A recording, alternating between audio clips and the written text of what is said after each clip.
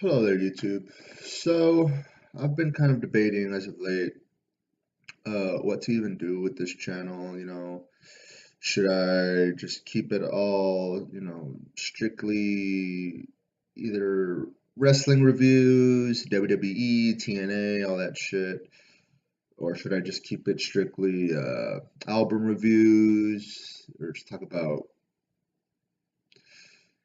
you know, films, whatever, just like what one direction should I stay on or whatever the fuck. And I always kind of just fall back on I don't want it to be just about one thing and one thing only. And just like private all the fucking, private all my videos and then just keep this channel. And this channel is solely about WWE now. Or this channel is solely about, unboxing Blu-rays and albums. It's like, I don't want to just keep it strictly to just one thing. So I figured I'll just keep on going on in the just going on in the style and the formula that I have, and that's just turning on the camera and talking about whatever the fuck it is I want to talk about in any goddamn given moment. And today I'm going to be talking about two albums that just came in, two albums that just came in the mail, and one of them that I've been hearing nonstop, and I am going to hear it once again once I get off the goddamn camera, is Pallbearer's sophomore release, uh, entitled Foundations of Burden. If you're a fan of doom metal, and you love Black Sabbath, and who doesn't, you need to check out this fucking band. Their debut album came out in 2012. It's entitled Sorrow and Extinction. I know how beautifully emo and cute and adorable. But all that aside, that album's fucking amazing as well. And I've thrown this on and just been in absolute, complete fucking awe. It's just, it's an amazing fucking album. Their lyrics are very depressing, very melancholic, yet it's still like exhilarating, or you're following the lyric sheet, and you're going along the journey of the pictures that they're painting with their lyrics, and it's still exhilarating in the sense that you feel you're not yet at your destination, but you're about to arrive, but you don't quite know what's around the corner, and it's depressing. The lyrics and the subject matter is very depressing and melancholic, about about doom, about fear, mysticism, death, but it's still written in a very, I don't know, not it's still written in its own unique way. It's still Paul Bear, and you won't know what the fuck I mean by that until you check this band out. They have a total of three albums. Their first album came out in 2012, Sorrow and Extinction. This one came out in 2014, Foundations of Burden. And their third and final album, at least up until, I mean, I'm sure they're still writing, they'll still be releasing material, but their third album came out in 2017, last year. It's called Heartless. I've yet to listen to that album, but once I bury this and Sorrow and Extinction into the fucking dirt, then I'll buy Heartless and just be in awe and in wonder of that as well. Um, Excellent musician. I can't even fucking talk. Excellent musicianship on this. Um, a lot of the songs are like over 9, 10 minutes. Um, I'll read a song uh, lyrically, and you'll pretty much get an idea of what they're all about. Here's the little booklet, little red booklet. Got them words. It's all about them red words.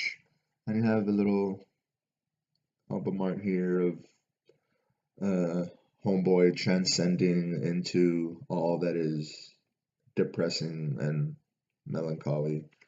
Just gonna read. I liked um, I like Joseph's writing as opposed to Brett. I mean, Brett still has some pretty sweet songs. Brett Campbell lyrically. I'm gonna read this one song. It's called "Vanished." And this one's by Brett Campbell.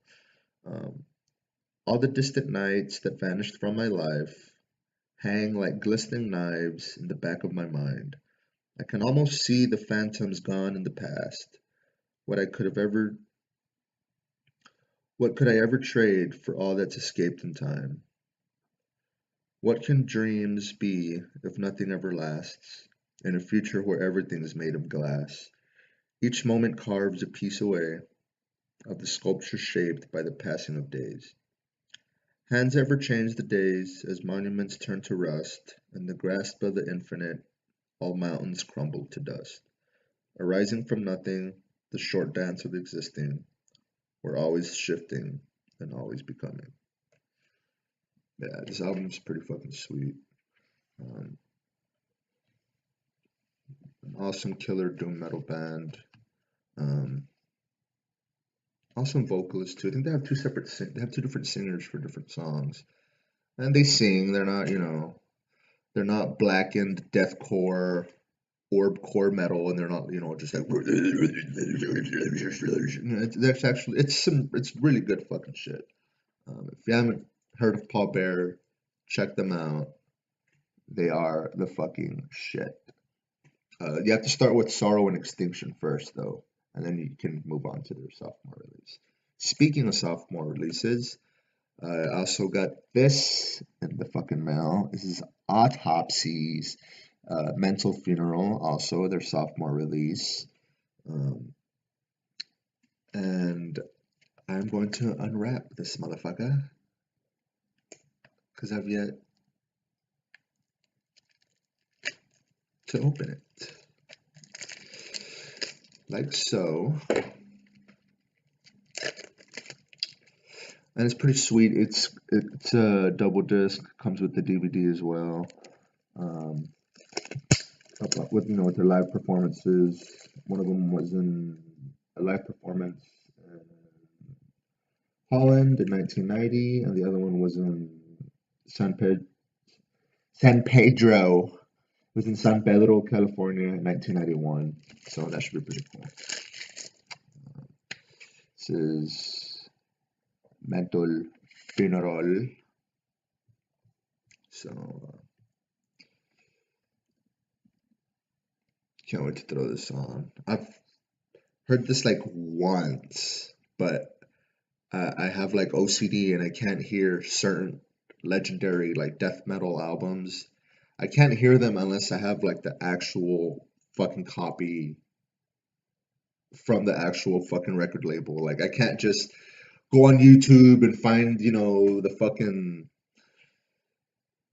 240p, version. I can't do that. I can't do that. With certain albums, I just can't. I just can't do that.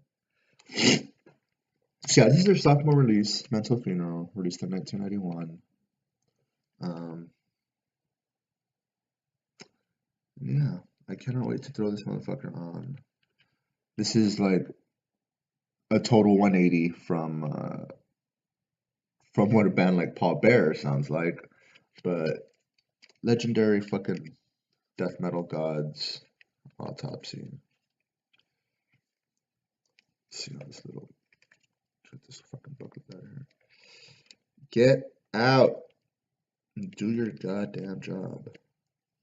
Alright, got it.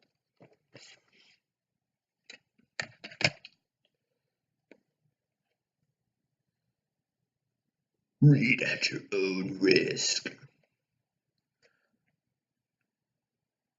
This is pretty sweet. It gives you like a little history lesson of how the album came together. Still giving you history lesson, and then it gives you the lyric sheet afterwards. That's pretty cool. That's pretty sweet.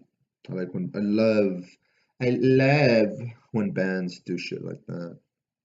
When they give you like a little forward or a synopsis of, you know, the summer, what they're doing, when the album was coming together and how it all came together. I love when bands do shit like that. Here's some photos of these handsome and young, beautiful death metal elites. Here's just more pictures, black and white. Can't see it all too well because of the glare and all that, but all in all, there you go right there.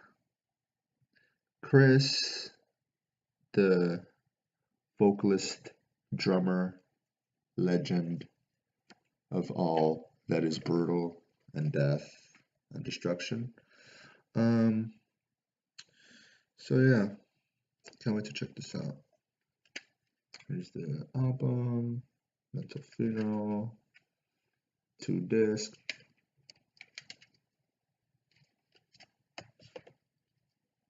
I hope it's not, because there's some that open the opposite way.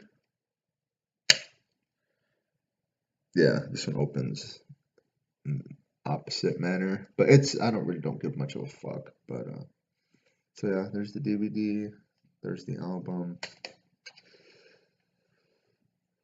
Autopsy's Mental Funeral. I can't wait to annoy my neighbors with this shit and for them to think that I'm trying to summon the corpse of Charles Manson. But that's gonna be hella fun. Hella fun. So yeah, Autopsy sophomore release, Pallbearer's sophomore release. If you haven't heard of this fucking band, check them out. They're fucking amazing. It's like fucking Black Sabbath, Candlemass, and Electric Wizard just fucking. I'll shut up. I'll shut up. Just check out the fucking album. I was gonna say something, but I don't want to be a disgusting pig, fucktarded alpha whore. So yeah, that's about all. Peace out. Take care, and keep doing things that I would and would not do.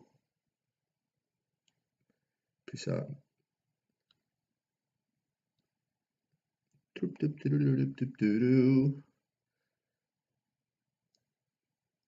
Yeah, that moment when you forget where the fucking stop record button is. Derp.